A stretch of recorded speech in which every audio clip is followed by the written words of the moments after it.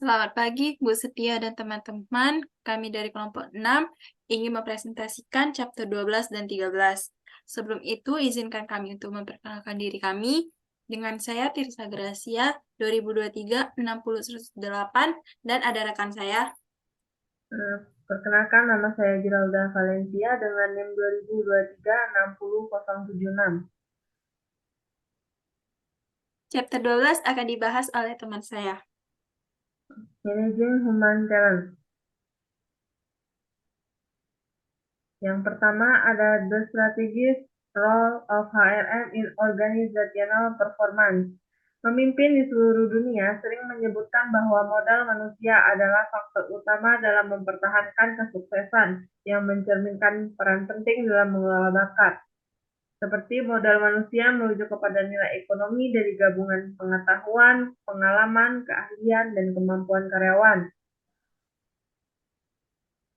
Selanjutnya ada The Strategic Approach. The Strategic Approach memiliki 3 elemen. Elemen pertama ada Maintain an Effective Workforce.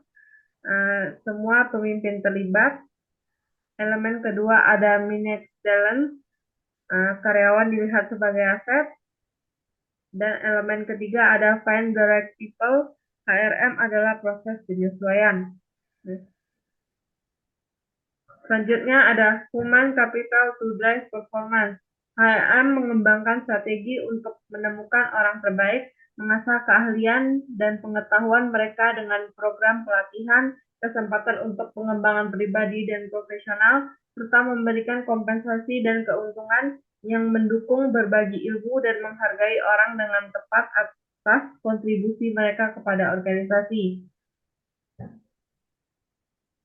Selanjutnya ada The Impact of Federal Legislation on HRM. Mengelola SDM secara efektif merupakan tantangan kompleks bagi para manajer. Salah satu alasannya adalah lingkungan hukum dan peraturan terus berubah. Dan manajer SDM harus selalu mengetahui isu-isu yang mungkin mempunyai konsekuensi hukum. Penting bagi para manajer untuk mengetahui dan menerapkan berbagai undang-undang federal yang telah disahkan untuk memastikan equal employment opportunity atau EEO atau kesempatan kerja yang setara. Selanjutnya ada The Changing Social Contract. The End of Lifetime Employment atau akhir pekerjaan seumur hidup. Dalam organisasi yang sukses, manajer dan karyawan bekerja sama untuk secara aktif menciptakan peluang yang memenuhi kebutuhan organisasi dan pada saat yang sama mereka memberikan kesempatan kepada karyawan untuk mengembangkan karir mereka. Nah, ada beberapa permasalahan SDM yang penting saat ini. Yang pertama, green hiring, tidak terbukanya sistem perekrutan. Kedua, ada branding the company as an employer of choice. Ketiga, ada perekrutan jalur cepat. Human Resource Planning, perencanaan sumber daya manusia adalah peramalan kebutuhan SDM dan proyeksi pencocokan individu dengan lowongan yang diharapkan. Human Resource Planning memiliki 3 step. Step pertama ada rekrutmen, kegiatan atau praktik yang menentukan karakteristik pelamar kepada siapa prosedur seleksi pada akhirnya diterapkan, seperti menilai pekerjaan, media sosial, dan magang. Dan step kedua ada selecting. Dalam proses seleksi, pemberi kerja menilai karakteristik pelamar dalam upaya menentukan kecocokan antara pekerjaan dan karakteristik pelamar, seperti formulir aplikasi dan wawancara. Dan step ketiga, tes. Tes ketenagakerjaan, tes kemampuan fisik, dan tes kepribadian. Selanjutnya ada developing talent. Yang pertama, training and development. Jenis pelatihan dan pengembangan mencakup pelatihan di tempat kerja. Kedua, ada penilaian kerja mengacu pada mengamati dan menilai kinerja karyawan, mencatat penilaian, dan memberikan umpan balik kepada karyawan. Yang ketiga ada performance, sistem peringkat tinjauan kinerja yang terkadang disebut sebagai sistem peringkat paksa atau peringkat tumpukan. Selanjutnya ada appraisal, maintenance, and effective workforce. Dalam evaluasi kinerja, beberapa kesalahan umum termasuk stereotip, yaitu seorang karyawan dikategorikan secara tidak adil berdasarkan beberapa ciri. Untuk mengurangi kesalahan, teknik penilaian berbasis perilaku yang disebut Behaviorally atau Achor Rating Scales is recommended. Next. Reward. Imbalan mencakup semua pembayaran moneter dan imbalan non-moneter yang diberikan kepada karyawan, seperti asuransi kesehatan atau liburan berbayar. Hal ini memainkan peran penting dalam manajer sumber daya manusia, menarik dan mempertahankan karyawan berbakat dan memengaruhi kinerja strategis.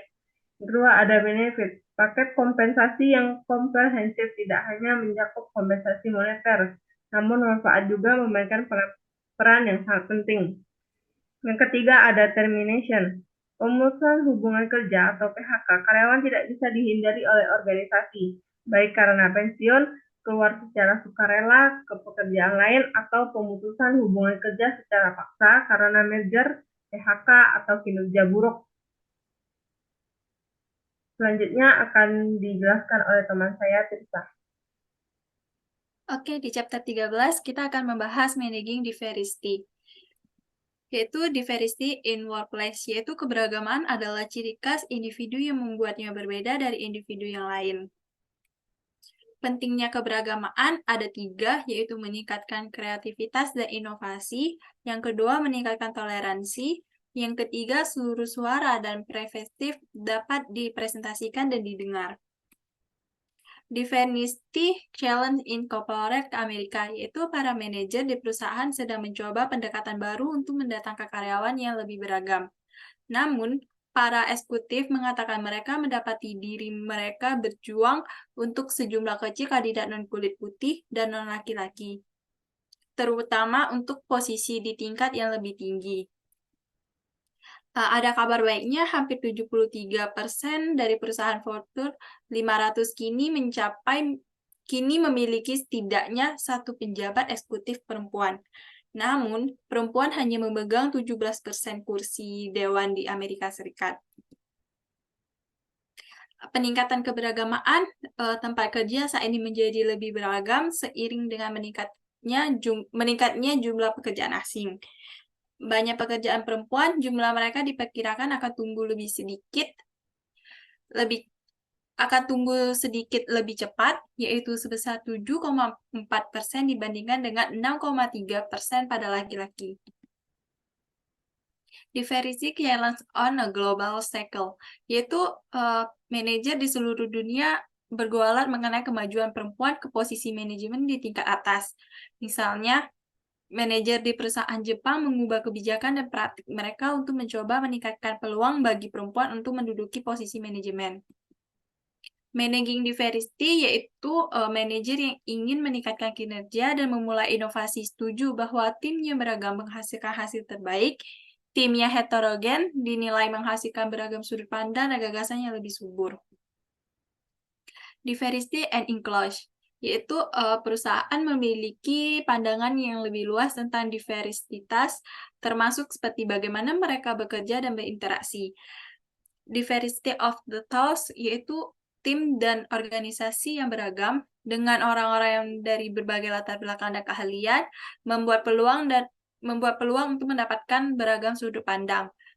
Yang ketiga, dividends of workplace diversity, yaitu organisasi yang sukses menghargai keberagaman karena membantu mereka mengantisipasi kejutaan strategis dan beradaptasi dengan perubahan yang terjadi. Faktor shaping personal bias, yaitu untuk menuai manfaat dari keberagaman, organisasi mencari manajer yang akan berfungsi sebagai katalis di tempat kerja untuk mengurangi hambatan dan menghilangkan hambatan bagi perempuan dan minoritas. Unconscious bias, yaitu manajer sumber daya manusia terkejut ketika diperlihatkan hasil studi resume karena mereka benar-benar yakin bahwa mereka berkomitmen untuk menghargai keberagaman dalam organisasi mereka. Workplace prejudice, yaitu prasangka berkecenderungan untuk melihat orang yang berbeda sebagai kekurangan. Tidak baik jika seorang bertindak buruk atas prasangka mereka terhadap orang yang menjadi sasaran prasangka. Yang ketiga, discrimination, yaitu membayar seorang wanita kurang dari seorang pria untuk pekerjaan yang sama adalah diskriminasi gender. Membedakan orang karena mereka memiliki etis yang berbeda adalah diskriminasi etis. Stereotipe, yaitu ada beberapa stereotip mengandung konotasi negatif, yaitu mengasumsi bahwa semua anggota kelompok memiliki karakteristik yang sama. Manajer harus melepaskan diri dari pemikiran stereotip. Challenge minoritas facts, yaitu penelitian menunjukkan bahwa dibutuhkan waktu lebih lama bagi orang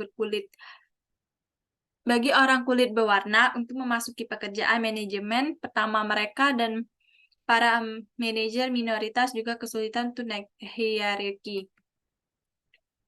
Faktor affecting women parents, yaitu wanita disukai dalam peran kepemimpinan untuk menunjukkan perilaku dan sikap yang dapat membantu mereka sukses di tempat kerja, sebuah faktor yang disebut keunggulan wanita.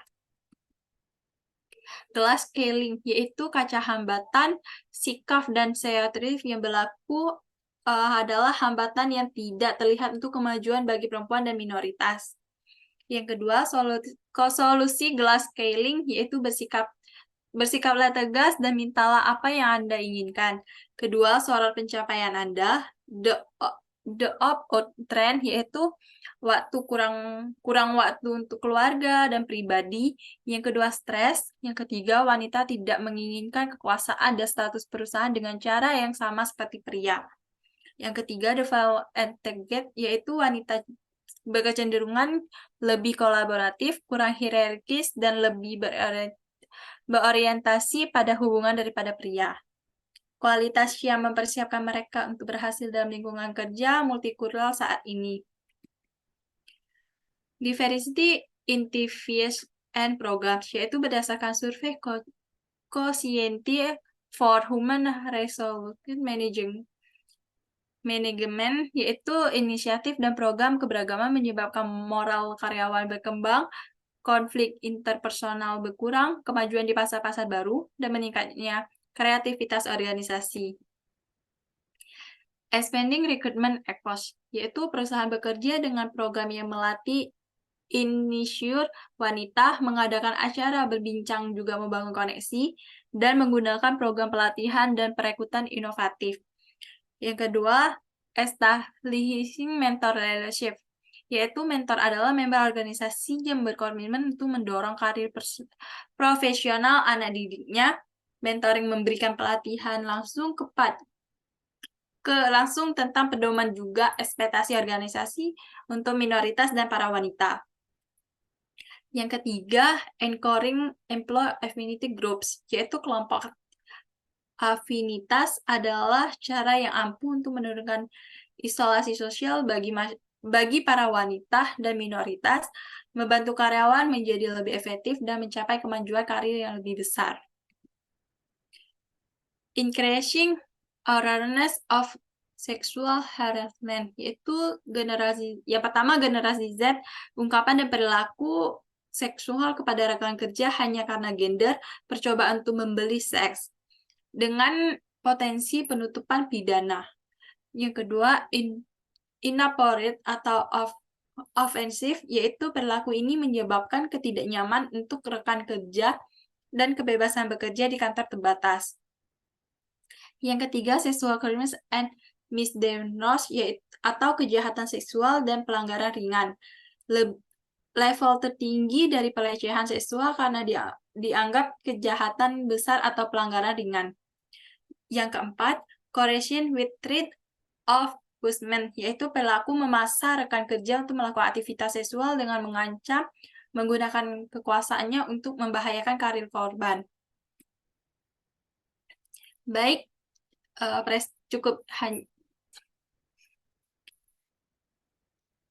presentasi kami hanya sampai dari sini. Terima kasih.